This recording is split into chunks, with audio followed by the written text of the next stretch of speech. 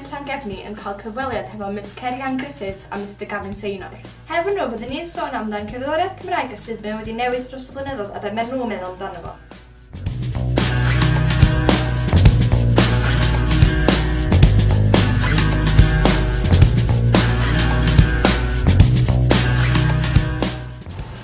Dwi'n gwrando cerddoriaeth Cymraeg yn aml yn ddyddiol, swn i'n feddwl.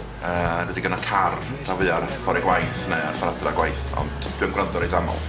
Ie, swn i'n dweud bod fi'n gwrando reit aml fyd yn wedig yn y car neu yn y gwaith lle, ond dwi'n trio gwneud i gael gwybod beth sydd ymlaen lle o'r scene rock Gymreig lle.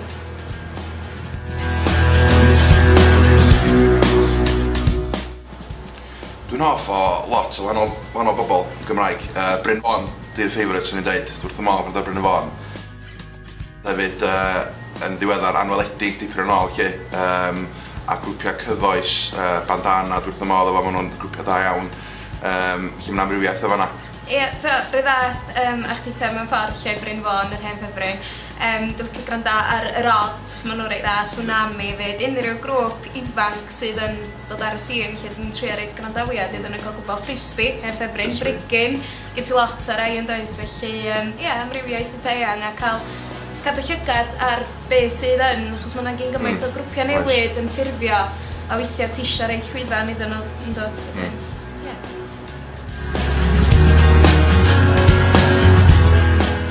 Dwi'n licio gwrando ar cerddoriaeth Cymraeg a Saesneg. Dwi'n meddwl gen i ffefryn, os ydyn onas yn dweud bod fi'n gwrando fwy ar cerddoriaeth Saesneg oherwydd dwi'n gwrando fwy aml, ond dwi'n gen i'n ffefryn, mae di bynnar y gan di gwir, mae'n ystyr yn gyrraedd Cymraeg sa ddim yn gweithio yn Saesneg does, a mae'r dylanwad Cymreigaidd ar gyfer Cymru yn neud o'n fwynhad i wrando na fo.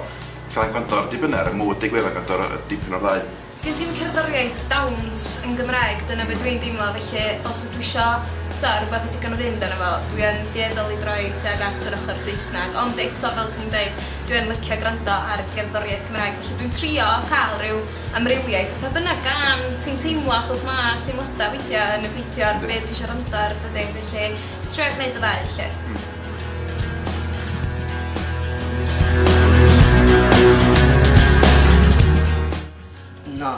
Na. Mae ddim yn cael ei hysbysebu llawer yn y cyfryngau ac mae ddim yn poblogaidd iawn.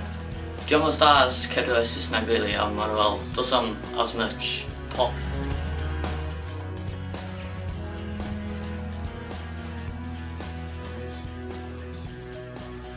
O'r holl cyfweliadau rydym wedi cymeryd, rydym wedi dod i canlyniad. Y canlyniad hyn ydy bod mwy o pobl hŷn yn gwrando'r cerddoriaeth Cymraeg na be ydy pobl ifanc yn Ynys Môn.